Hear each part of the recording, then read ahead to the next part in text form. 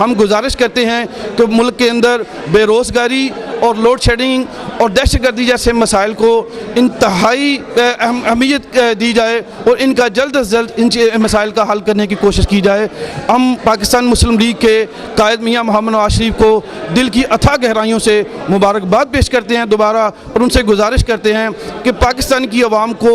अपने वादों से बढ़कर उन्हें उनके मसाइल हल करने की कोशिश करें। यानी इंशाल्लाह मुझे पूरी उम्मीद है कि मियाँ मोहम्मद नवाज शरीफ साहब मुल्क को अंधेरों से निकाल कर रोशनी की तरफ ले जाएंगे ना जी। लोगों ने इनसे इतनी सारी उम्मीदें वाबस्ता कर रखी हैं, हर बंदे की ज़बान पे यही एक बात थी कि जब इनकी गवर्नमेंट आएगी और इंशाअल्लाह ताला सारे मसाइल हल होंगे, पाकिस्तान में खुशहाली आएगी। और ये मेरा यकीन है कि मियाँ नवाज शरीफ और मियाँ शहबाज शरीफ जो हैं ये हमारे मसाइल हल करेंगे और पाकिस्तान में खुशहाली आएगी और पाकिस्तान का जो नाम है पूरी दुनिया में इंशाअल्लाह ताला रोशन होगा।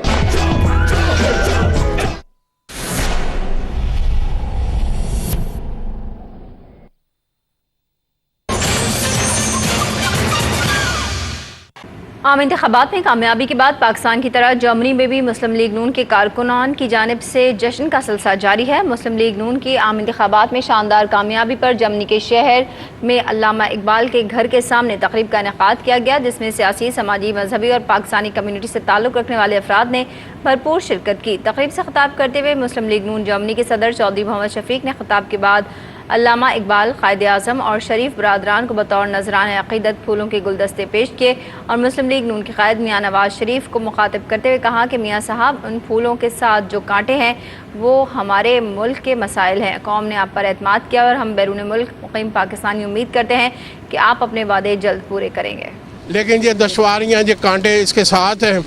ये आपको लोड शेडिंग की प्रॉब्लम भी होगी, हर तरह की प्रॉब्लम, इकानमी प्रॉब्लम है, तालीम की प्रॉब्लम है।